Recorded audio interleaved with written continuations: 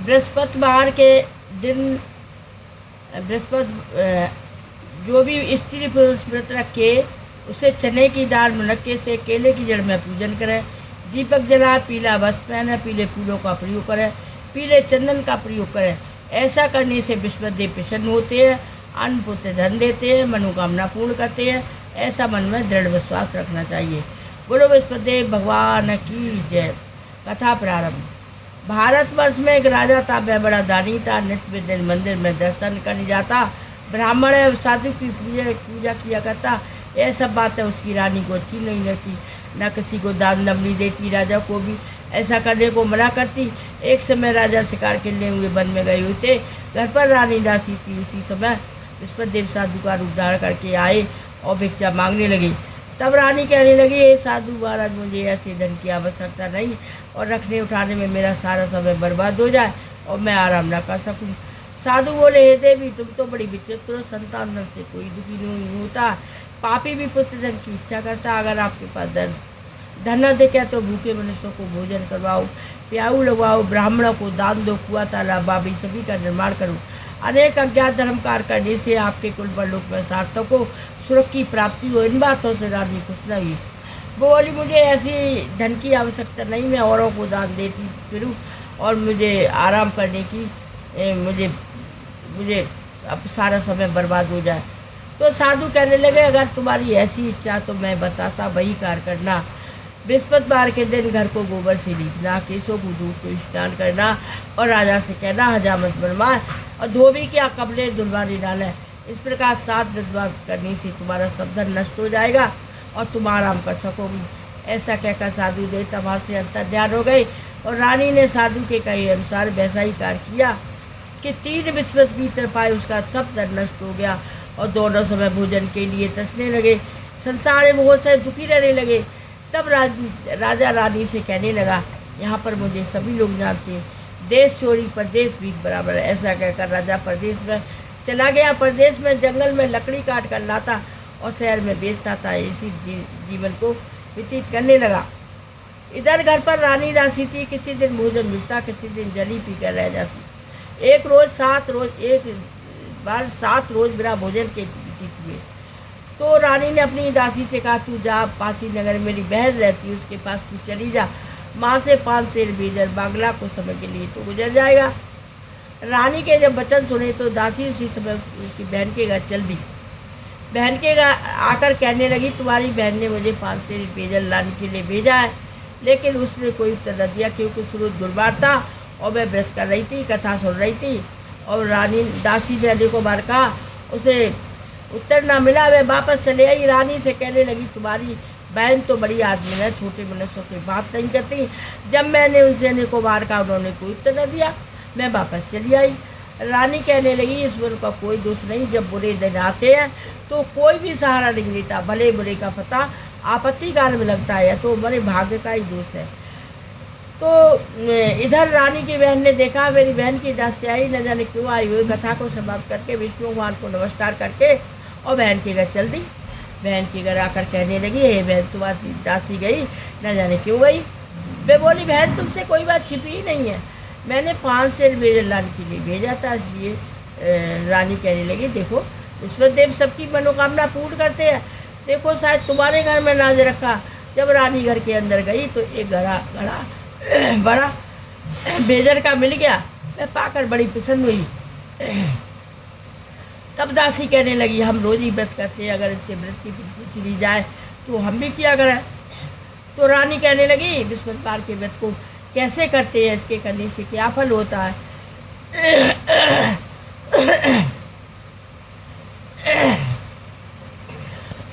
तो बहन कहने लगी, बृहस्पतिवार के व्रत में चने की दाल मुनक्के से केले की जड़ में पूजन करो, दीपक जलाओ, कथा सुनो, पीले वस्त्र पहनो और पीले फूलों का प्रयोग करो, पीले चंदन का प्रयोग करो। ऐसा करने से विश्वदेव प्रसन्न होते, अन्न पुत्र धन देते, मनोकामना पूर्ण करते।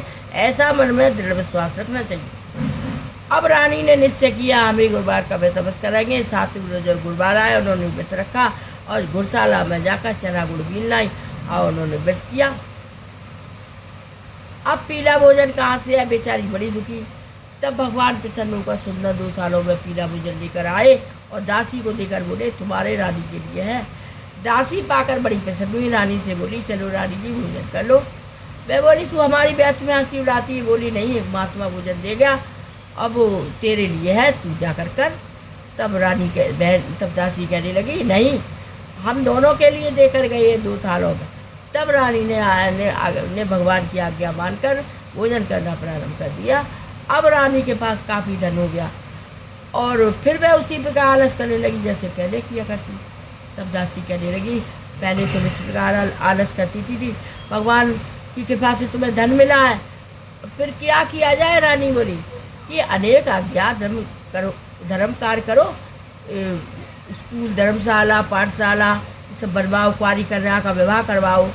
अब रानी ने अनेकों बाग बगीचे, कुआं, तालाब, बावड़ी सभी का निर्माण किया। अब एक दिन सोचा कि राजा जाने किस प्रकार से होंगे, उनकी कोई खबर नहीं आई। तब राजा ने जाकर भगवान से उसने प्रार्थना की हे भगवान। तब भगवान ने जाकर राजा के पास जाकर स्वप्न में कहा हे राजा उठ, तेरी रानी तुझको याद करती, अपने घर को चल। राजा प्रार्थना का जगह स्वप्न को सुनकर बड़ा प्रसन्न हुआ, लेकिन पुरानी बातों को याद करके रोने लगा।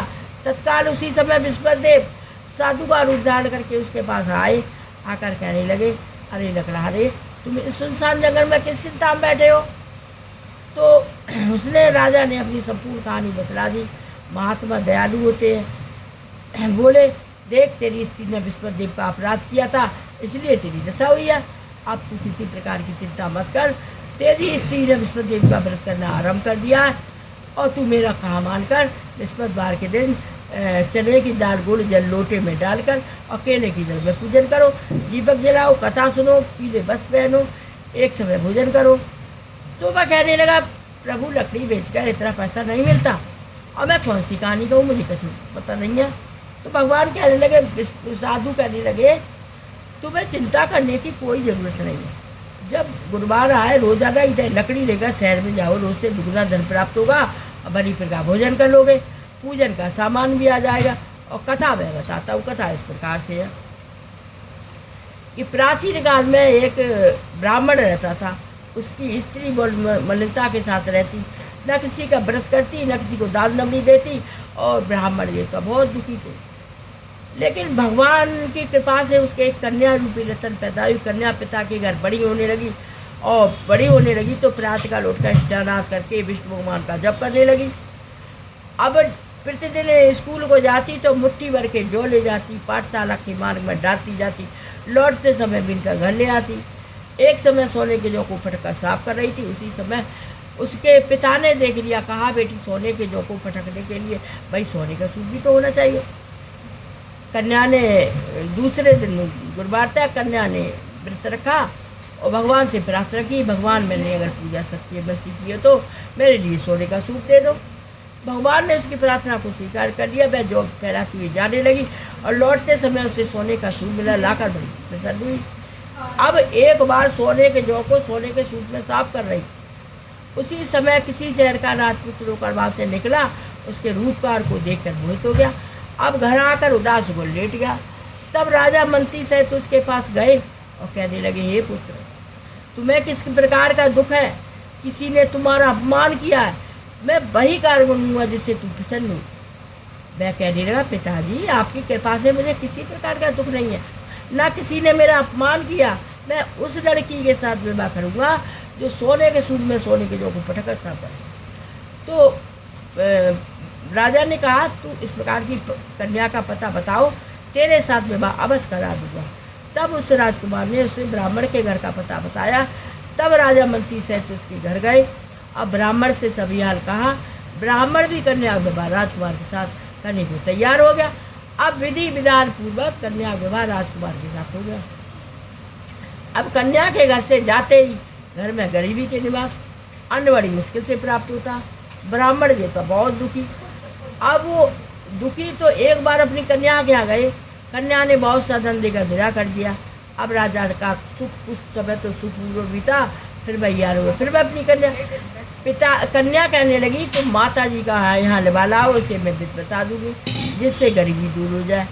जब पुत्री जब ब्राह्मण देवता अपनी स्त्री को लेकर पुत्री क्या पहुँची, तब पुत्री माँ को समझाने लगी, तुम प्रातःकाल उठकर स्नान करो, विष्णु भगवान का जप करो, जिससे तुम्हारे सभी कलेश दूर हो। लेकिन उसकी कोई समझ में नहीं आती। प्रातःकाल उठकर झूठन उठाकर खाती, खाना खा लेती, नहीं तो बच्चों की झूठन ही उठा।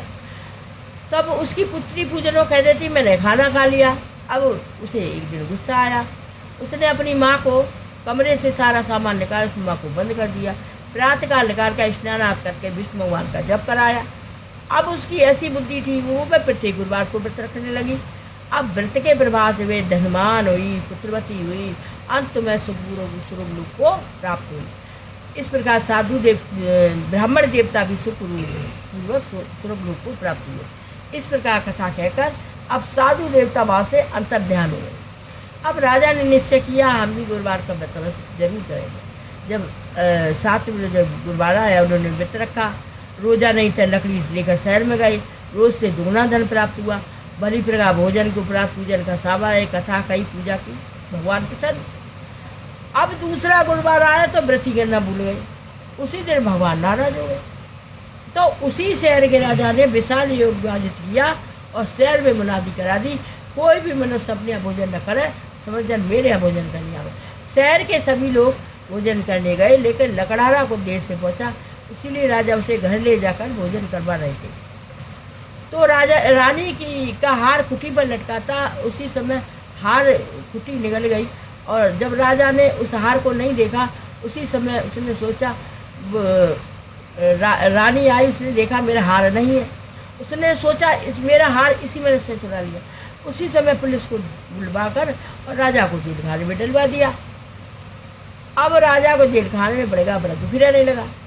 तब विष्णुदेव प्रकट हुए। विष्णु भगवान साधु और रूप धारण करके आए और कहने लगे, अरे मूर्ख, तूने विष्णुदेव की कथा नहीं की है, इसलिए तेरी दशा हुई है। फिर क्या किया जाए भाई? जा, तुझे जेल खाने के दरवाजे पर 4 पैसे पड़े मिलेंगे, उसे तू जेल ही में कथा कहना, तेरे सारे कलेश दूर होते रहे। इस प्रकार कहकर साधु देवता बात से अंतर ध्यान हो गए। दूसरे रोज ब्रह्म मुहूर्त में जेल खाने के दरवाजे पर 4 पैसे पड़े राजा को मिले। राजा ने उन्हीं से जेली में कथा कही, भगवान प्रसन्न हो गए। तब भगवान ने जाकर उस राजा को स्वप्न में कहा, हे राजा, उस तूने जिस लकड़हारे को बंद कर दिया वह राजा है, निर्दोष है, उसे छोड़ दे। तेरी रानी का हार खुटी में लटका, अगर तू नहीं छोड़ेगा तेरे राज को नष्ट करूँगा। तब राजा प्रातःकाल जगा, उसने अपने स्वप्न को सुनाया और सोचा। उसी समय लकड़हारे को बुलाकर क्षमा मांगी, बहुत सा दंड देकर विदा कर दिया। अब राजा घर चलने को तैयार हुआ। देखें बहुत से बाग बगीचे, कुआ, तालाब, बावड़ी, सब से पूछता किसके बाग किसके, सब लोग कहते रानी और बांदी के। उसे गुस्सा आया और आश्चर्य भी हुआ। इधर रानी ने सुना राजा आ रहे, उसने दासी से कहा तू जाकर दरवाजे पर खड़ी हो जा, राजा आए, उन्हें लिवा लाना। राजा मैं कितनी बुरी हालत में छोड़ कर गई। तब रानी के कहे अनुसार दासी आज्ञा अनुसार जाकर दरवाजे पर खड़ी हुई और राजा आए, उन्हें लिवा लाई। अब राजा ने क्रोध से तलवार निकाली, कहने लगे कहूँ सबधन कैसे प्राप्त हुआ? तब रानी कहने लगी सबधन में विष्णुदेव के प्रभाव से प्राप्त हुआ है। अब राजा के दुपट्टे में हर समय चने की दाल बनी रहती, दिन में 3 बार कहानी कहता। और तो उसने एक बार सोचा चलो बहन के घर हुआ है, बहन के घर चल दिया। बहन के घर चलते रास्ते में मार्ग में कुछ आदमी मुर्दे को लिए जा रहे। उसने रोक कर कहा भैया मैं विष्णुदेव कथा सुनी, क्योंकि दिन में 3 बार कहानी गए। कुछ बोले लो हमारा आदमी ने अपनी कथा की पढ़ी है, कुछ बोले नहीं भैया हम तुम्हारी कथा सुनाएंगे। राजा कथा कहने लगे मुर्दा को लिए चलते चलते, और मुर्दा जैसे आदि कथा खत्म समाप्त हुई तो मुर्दा हिलने लगा। कथा जब समाप्त हुई मुर्दा राम राम पे उठ खड़ा हुआ। राजा की देख प्रशंसा होने लगी। राजा अब आगे बढ़ रहे। जब दोपहर का समय हुए देखा एक किसान हल जोतरा, उसने कहा भैया मेरी विष्णुदेव कथा सुनी। मैं बोला भैया अपनी कथा किसी और को सुना देना, जब तक तुम्हारी कथा सुनाएंगे 4 हरैया जोत लेंगे। भैया राजा आगे बढ़े। आगे बढ़ते ही उसके पेट में बहुत जोर से दर्द होने लगा। बैल भी पछाड़ का के गिर पड़े। उसकी माँ उसी समय रोटी लेकर खेत पर आई और उसने पुत्र को इस हाल में देखा। पुत्र से सभी हाल पूछा, पुत्र ने भी सभी हाल बताया। तब बुढ़िया दौड़ी सवार के पास गई, जाकर कहने लगी भैया हाथ जोड़कर भैया अपनी कहानी मेरे खेत पर चल कर दो। तब राजा ने जाकर उस खेत पर कथा कही, जिसको सुनकर उसका लड़का भी ठीक हो गया और बैल भी उठ खड़े हुए। अब राजा की प्रशंसा हो रही है। अब राजा अपनी बहन के घर पहुंचा। बहन ने भाई खूब मेहमानी की और खूब आदर सत्कार किया। जब दूसरे रोज देखा तो राजा सुबह उठते ही सभी लोग भोजन कर रहे। राजा ने कहा, बहन यहाँ पर कोई ऐसा व्यक्ति नहीं, मेरी कथा को सुन ले। मैं बोली, भाई यहाँ तो ऐसे है, पहले तो भोजन करते बाद में कहा। तो वो पड़ोस में देखने चली गई। पड़ोस में एक कुम्हार के घर गई जिसका लड़का बीमार था। 3 रोज से किसी ने भोजन न किया था। अपने भाई के लिए कथा के लिए तैयार कराई। तब राजा ने जाकर उस कुम्हार के घर कथा कही, जिसको सुनकर उसका लड़का ठीक हो गया।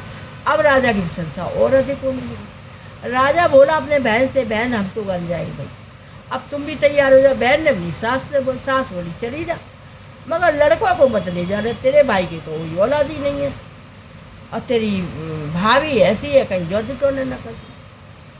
तो मैं कहने लगी, भाई मैं तो चलूँगी, कोई बालक नहीं जाए। भाई बहन बालक नहीं जाए, तुम ही क्या करोगी जाके। बड़े दुखी मन से राजा घर को लौट आया। रानी से कहने लगा, हमने बंसी राजा, हमें मुझे गिना कुछ लोग विचार करते हैं। रानी ने कहा, हमें भगवान ने सब कुछ दिया है लेकिन औलाद नहीं दी है, अवश्य देंगे, ऐसा नहीं है। तो राजा निराश होकर उदास होकर लेट गया। तो रात में भगवान ने स्वप्न में कहा, हे राजा तू सोच को त्याग दे, तेरी रानी गर्भ में है। राजा जब प्रातःकाल का स्वप्न को सुनकर बड़ा प्रसन्न हुआ। जब 9वें महीना सुंदर पुत्र पैदा हुआ तो वो स्त्री से रानी से कहने लगा कि देखो, स्त्री बिना भोजन के रह सकती, बिना कहे नहीं। मेरी बहन ने उससे कुछ कहना ना। रानी ने सुनकर के तो हाँ कर दिया। जब बहन ने शुभ समाचार सुना, खुश होकर बधाई लेकर आई। मैं बोली, बहन घोड़ा न चढ़ के आई, गधा चढ़ के आई। मैं बोली, भाभी ऐसे न है, भगवान ऐसे ही है, सबकी मनोकामना पूर्ण करते हैं। जो सच्चे हृदय से व्रत करते हैं, कथा सुनते हैं, उनकी भगवान हमेशा रक्षा करते हैं। इसी प्रकार सच्चे हृदय से व्रत करना चाहिए और हृदय से जयकारा करते हुए, मनन करते हुए जयकारा बोलना चाहिए। बोलो विश्वदेव भगवान की जय।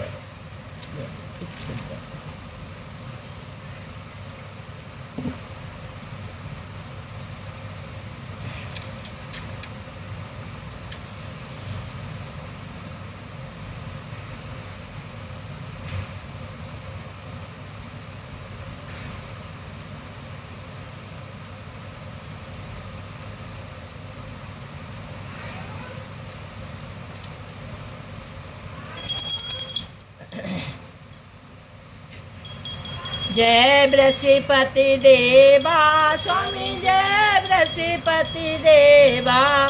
छिने छिने भोगी लगाऊं, कदली फल मेवा। ओम जय बृहस्पति देवा। तुम पूरण परमात्म, तुम अंतर्यामी स्वामी, तुम अंतर्यामी। जगत पिता जगदीश, तुम सबके स्वामी। ओम जय बृहस्पति देवा। चरणामृत निज निर्मल, सब पातक हरता स्वामी, सब पातक हरता। सकल मनोरथ दायक, कृपा करो भरता। ओम जय बृहस्पति देवा। तन मन धन अर्पण कर, जो जन शरण पड़े स्वामी, जो जन शरण पड़े। तब प्रभु प्रकट होकर आकर द्वार करे। ओम जय बृहस्पति देवा। दीन दयाल दयानिधि, भक्तन हितकारी स्वामी, शांतन सुखकारी। पाप दोष सब हरता, भवबंधन हारी। ओम जय बृहस्पति देवा। सकल मनोरथ दायक, सब संस तारो स्वामी, सब संस तारो। विषय विकार मिटाओ, शांतन सुखकारी। ओम जय बृहस्पति देवा। बृहस्पति जी की आरती, जो कोई नर गाता स्वामी, प्रेम सहित गाता। ज्येष्ठानंद आनंद कर निश्चय छूट जाता। ओम जय बृहस्पति देवा, बोलो विष्णुदेव भगवान की। आरत की जय विष्णुदेव गुरु ने की, आरती की जय विष्णुदेव गुरु ने की। घिस घिस चंदन भरी कटोरी, तिलक लगाऊं विष्णु देव गुरु ने की। आरती की जय विष्णुदेव गुरु की। सोने के थाली बेसन के लड्डू भोग लगा विष्णुदेव गुरु ने की। आरती की जय विष्णुदेव की। सोने के गड़ुआ गंगा जल पानी आचमन कर विष्णु देव गुरु ने की। आरती की जय विष्णुदेव गुरु ने की। पाट पटाम्बर और ताम्र वस्त्र पहनाऊं विष्णु देव गुरु ने की। आरती की जय विष्णुदेव गुरु की। काहे के कारण केला मंदिर सजायो, काहे को पूजा की नी गुरु जी। आरती की जय विष्णुदेव गुरु की। पूजा के कारण केला मंदिर सजायो, अनधन कारण पूजा की। दूध पुते कारण पूजा की। आरती की जय विष्णुदेव गुरु की। आदि सिराती छिटकी रहे तारे, चरण दबाऊं विष्णुदेव गुरु ने की। आरती की जय विष्णुदेव। मोर भाई चिड़िया चैचानी, दर्शनी दीजो विष्णुदेव गुरु ने की। आरती की जय विष्णुदेव गुरु ने की। क्वारी गा में गरवर पामे, बांजने पुत्र खिला में गुरु जी। आरती की जय विष्णुदेव गुरु ने की। स्वागेले गा में सब सुख पामे, बुढ़िया बैकुंठ सीधा अरे गुरु जी। आरती की जय विष्णुदेव गुरु ने की। आरती की जय विष्णुदेव। ईश्वरी को घी नरम रुई बाती, ज्योति जला में विष्णुदेव गुरु ने की। आरती की जय विष्णुदेव गुरु की। हमई गा में हमई सुना में, इच्छा पूर्ण करी दी जो गुरु जी। आरती की जय विष्णुदेव।